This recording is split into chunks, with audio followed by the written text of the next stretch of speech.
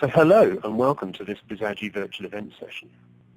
I'm Mark Stanier of Bizagi, and I will be your host on this webinar, where we are discussing the topic of utilizing robotic process automation for digital transformation, a topic that is generating a lot of questions right now. To help us understand the relevance of RPA and how it relates to digital transformation and process automation, we have Alan Hester from Nividus with us today. Alan, perhaps you could say a few words about yourself.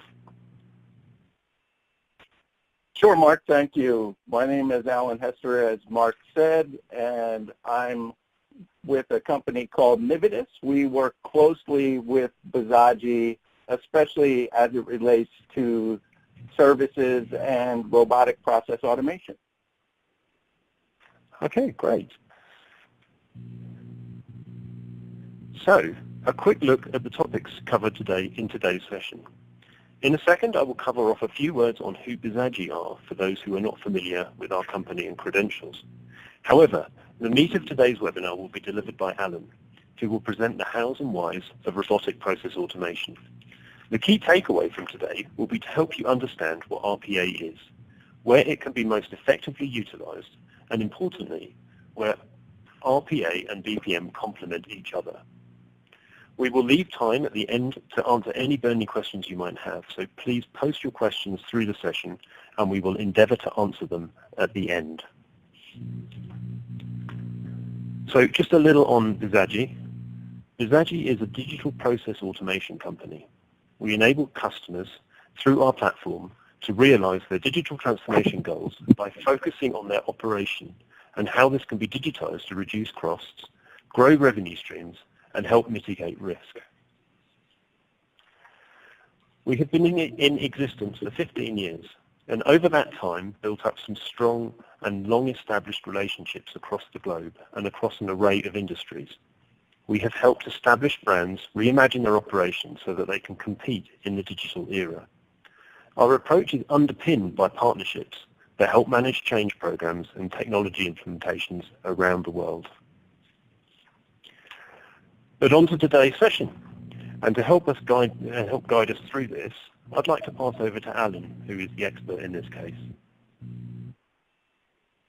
Thank you, Mark. So as I said before, I'm from a company called Nividus, which people are prone to mispronounce as Nividus. So Nividus is the company, and I'll just say a few things about us before we get started so you know a little bit about the company that you're dealing with. We have been in existence for 6 years now, and our roots are firmly within the BPM space as well as product management.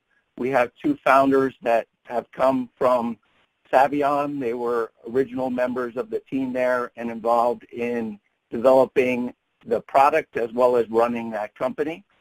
We are operating out of multiple offices in the U.S. and India.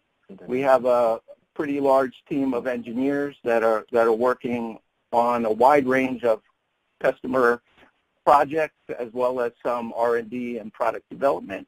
And we have various other areas of expertise, as you can see on the screen. We're working in all kinds of different verticals and industries, and we won a few awards along the way.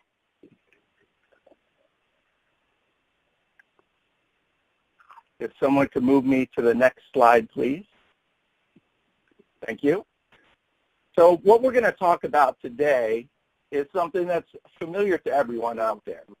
In your business, you want to increase revenue and reduce or hold costs flat and thereby increase your profitability. So this is really at the heart of any digital transformation initiative in any company. But the problem that we experience in many cases is that digital transformation projects fail. And this makes it hard for us to convince the executives at our company that it's worth the risk of taking on a project like this. So what we're going to talk about today, robotic process automation, has gotten significant traction recently because it helps to solve that problem. So what we're going to start with is looking at what is the business case for robotic process automation, or RPA. So there's a couple of major categories that this breaks down into. One is being able to automate manual human tasks. And this is typically those things that we classify as swivel chair processing.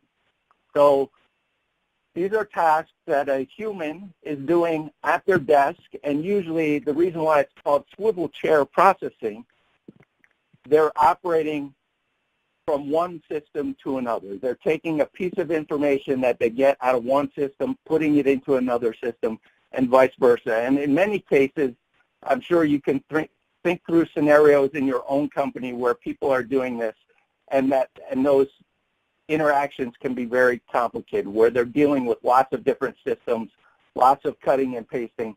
So there's a lot of opportunity for improvement on those.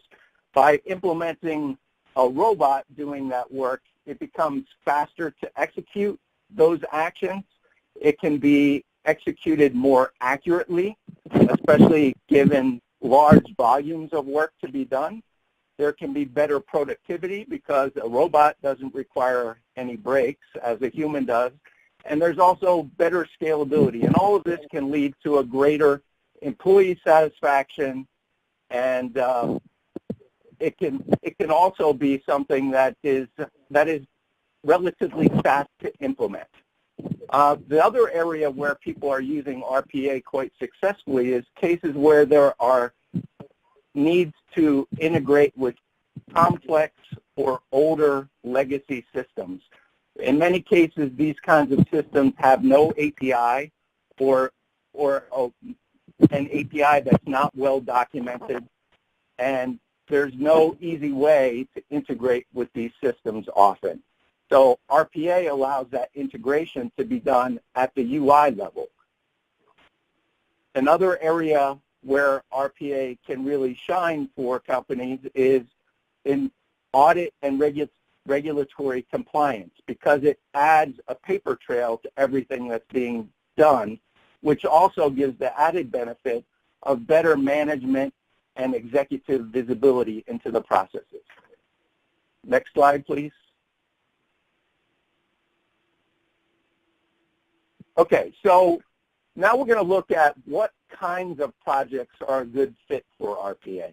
I'm sure as I went through that explanation of the business case for RPA, some things started to form in your mind as potential areas of your company where you might be able to use this. So some of these cases are going to be very obvious, but we're looking for projects where there is a limited need for a human to interpret things and make judgment calls or do any kind of analysis. So it's really repetitive manual tasks that have high volumes, and there's little need for exception handling. So simple, well understood, and or well documented manual processes. A couple of areas where we typically find those is HR, or accounting and finance. So those are usually initial target areas for an RPA project. Next slide, please. Okay, so once you get into RPA, one of the big benefits of it is it delivers the ability for your company to scale up fairly quickly. In a typical case, when you're running a business and you're looking at a great increase in revenue over time, that usually comes with it a very large increase in the number of employees that you have as well. RPA helps you to limit that because you're able to add robots that can take the place of some of those human tasks rather than adding an equal number of humans. And I'll just mention this quickly. I'm sure everyone realizes this, but when we say robots, we're not talking about the literal, like Will Robinson type robots. These are software robots that we're talking about. So it's not a literal robot. This is a software robot. Okay, so the thing to keep in mind when you're managing a growing RPA program in your company is it's usually not about the technology. The trickiest area that you're dealing with here is, as it is with any other digital transformation, it's dealing with the change, and the management of the change across the organization is largely dependent upon the people. So if you make it easy for the people to adapt, and the best way to do that is making it easier for them to do their jobs. The use of RPA in some cases can be seen as a threat, but when people realize that what you're trying to do is take away the parts of their job that they find aggravating and annoying, and instead help them to focus on what they like to do, the things that they do best, and the things where they add value, then you can actually increase their employee satisfaction as a result of putting something like this in place. Next slide, please.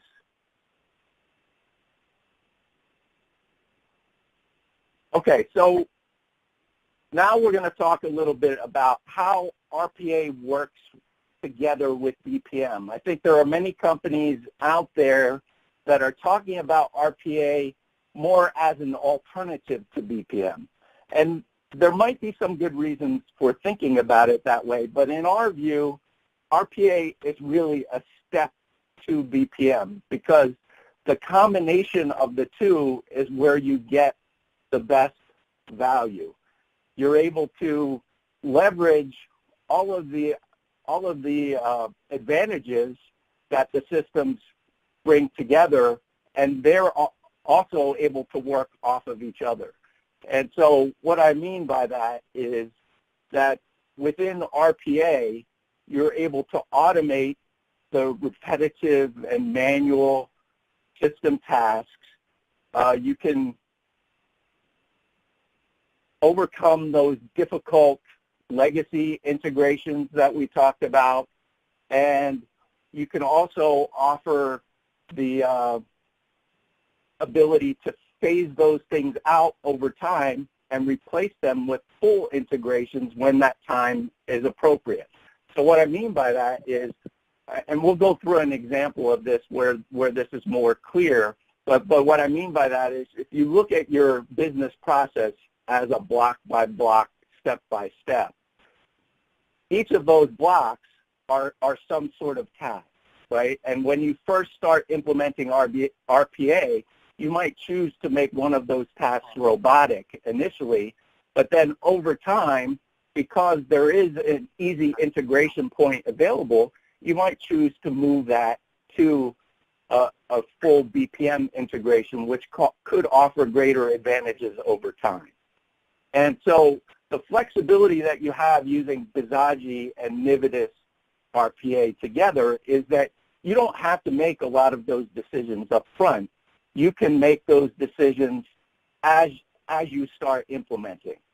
And as I said, we'll see a little bit more of that as we go forward. But let's go to the next slide, please. Okay, here we're going to just look at an example of how this might work in a real world scenario. So every business has processes in place that are part of your day-to-day operations. And usually they're at least partially documented, but the documentation breaks down a lot of times, especially when you look at it from a high level as what we see in this drawing. So within that CRM step, or within that order entry step, or within that logistics step, those processes might be well defined. But when you look at it holistically, the handoffs, like from CRM to order entry, or from order entry to logistics, those are usually the common trouble spots where there are things that aren't well documented, and there's often no easy way for executives and managers to track the metrics around the overall process. And in some cases, even within each of these individual steps, you might not have things as well defined. So let's move to the next slide here. So in this view of it, we see that the process has been broken down into into the relevant steps. And when you use RPA and BPM together, you're able to get RPA to automate those tasks where it's appropriate, and use BPM for the steps as you get to make those adjustments over time, as we said earlier.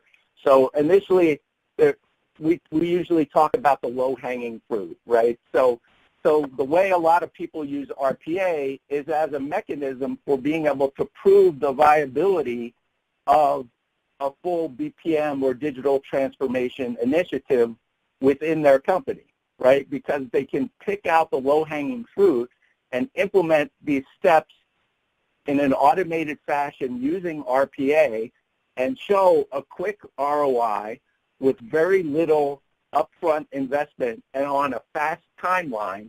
And these are the kinds of things that tend to resonate very well with the senior executives in your company.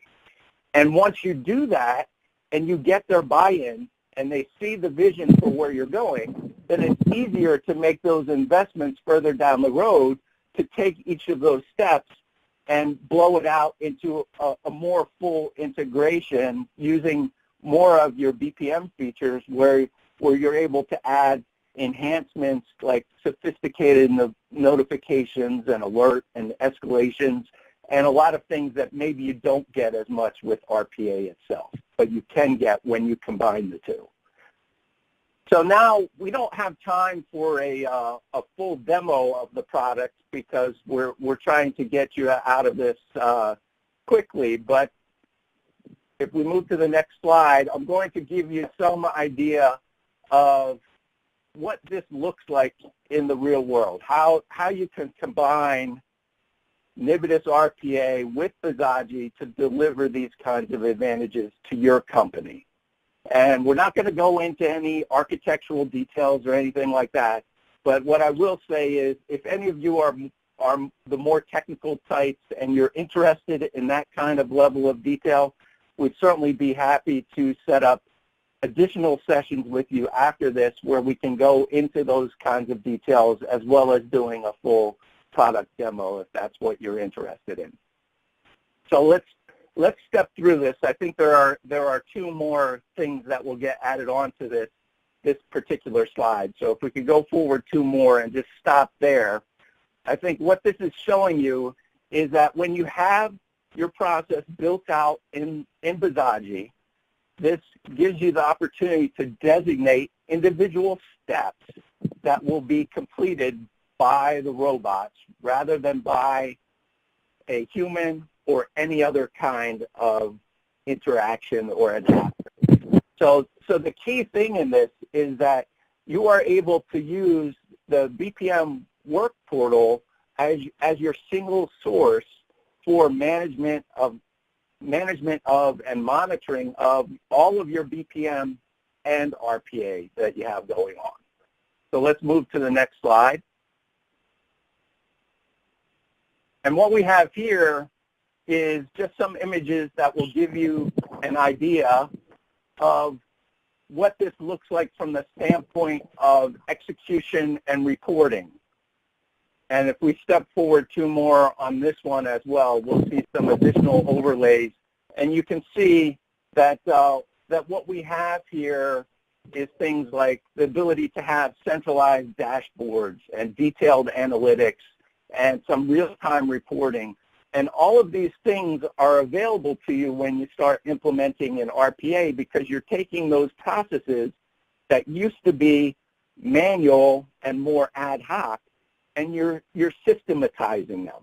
And so you have that full audit trail available, and there's a database where all that information gets edited or gets entered in, and then you have the ability to do whatever kind of reporting on that data you see fit or whatever is most relevant for your particular business. Let's move forward one more slide. And this is a slide mainly for the developers out there because I know there's probably some of you that are thinking, well, this is well and nice, but it seems more like smoke and mirrors, and I'm more interested in the hands-on aspect of how this works behind the scenes. And what you can see in this particular slide is that there is a studio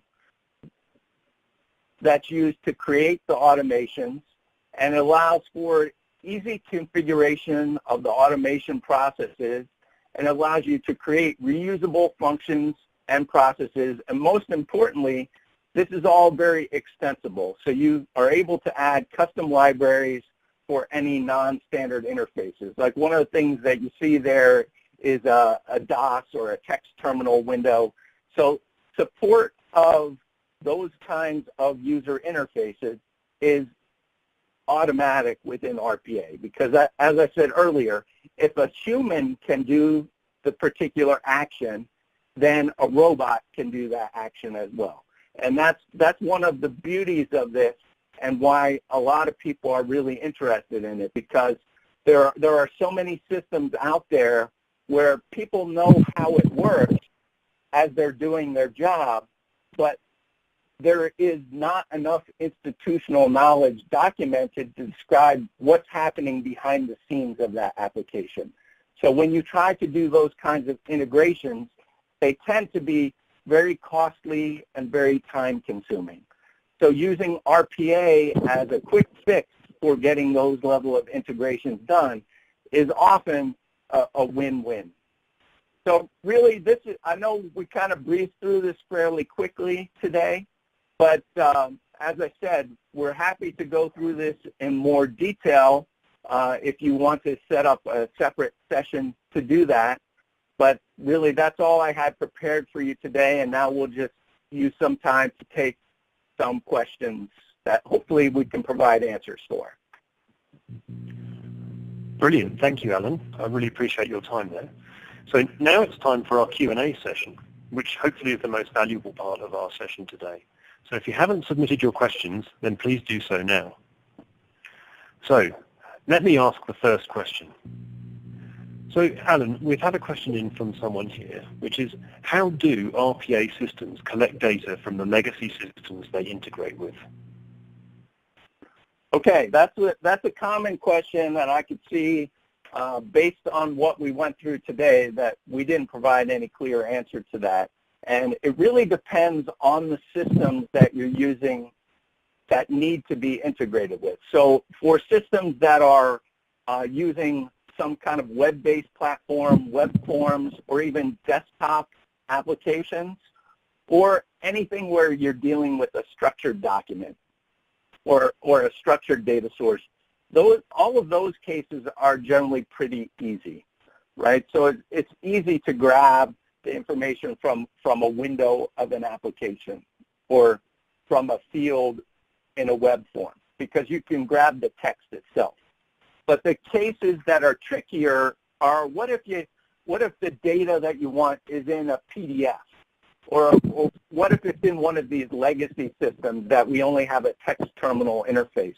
And so in many of those cases, you end up using some OCR, and there is an OCR capability that is embedded into the Nividus RPA platform.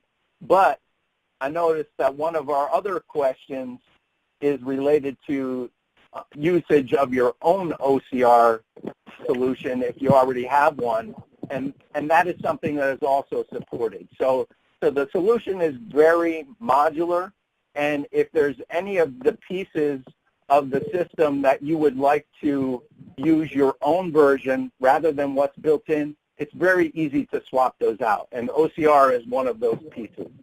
So that's a long answer, and really there's probably a lot more to it depending on what the systems are that you're integrating with. But the most important takeaway here is just about everything that you need or everything you should need is built into the system initially. It's not like one of those situations where you're going to have to do additional investment and buy this tool and buy that tool and buy the other tool.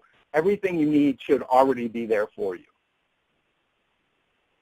Okay, that's pretty good. Thank you for that answer, Alan. So we have another question here, which is, does RPA have any cognitive capability built into it? For example, does it understand when it has collected blank data or incorrect values? Yeah, that's a great question. I know cognitive is a hot topic along with RPA these days, and I think that over time, cognitive is going to add more and more value to RPA, and I'll explain in a little bit what I mean by that. But first, let me answer the actual question. So there's two different pieces of this. So the example of collecting blank data or incorrect values, things like that can be easily handled by the rules processor that's already built into the Nividus RPA engine. And there's also something similar built into Visagi that you could use as well. So there's a lot of options for handling things like that out of the box. But where we see the real value coming over time is being able to reduce the exception handling required for your RPA processes, because the ROI that you get back from implementing any RPA process is really highly dependent on the amount of exception handling that has to be done, because that's where your human interaction comes into play. So the more that you're able to limit the exception handling, the higher your ROI will be. And so you could see naturally that as you add cognitive abilities to the system over time, being able to learn from past solutions to exceptions and not escalate them or elevate them the next time around, that reduces the number of exceptions that you're dealing with and therefore increases the ROI that you're seeing. But as I said, these are things that in the future are going to add great value, but I think they're just emerging now. Okay, thank you for that, Alan. So we are running a bit short on time now, so I'll just try and squeeze one last question in, which is how can we scale RPA for large enterprise solutions? Okay, that's a great question also, because I think that one of the main reasons why companies are interested in RPA is scalability. So in the case of Nividus RPA, we have a server component that's responsible for load balancing all the RPA requests between the pool of agents that are available. And basically what that means is that you're able to dynamically have the system adjust to the load, because there's like a traffic cop sitting there that takes care of it all for you. And the great thing about it is that you have full visibility through a dashboard into how all of that traffic is being directed. So I know this is a little bit hard to visualize without actually seeing the dashboard itself, but it gives you the ability to get great scalability just by adding additional robots. So adding a robot is so much easier than adding a new employee. And so as you scale up your work, you add new robots as needed, and that's a great way to get that enterprise level scalability that you're looking for. Okay, brilliant. Thank you, Alan. I think that just about finishes our time today. So I'd just like to close off the session and thank everyone for their time today. If you have any further questions, because we do have quite a number of questions in the portal here that we've not been able to cover today, please reach out to us if you need anything further from us, or you can go to visagi.com where there's further information, or to our Bright Talk channel where we have the webinars and things that we've done in the past, or even I know some people have asked here if they could see a demo. You can go into the YouTube channel for Visagi and search for the Nividus demo that sits within that channel if you'd like to go there and see that. But otherwise, thank you everyone for their time today, and thank you particularly to Alan for spending his time with us and giving us this insight. So, thank you everyone. Thank you, Mark. Goodbye.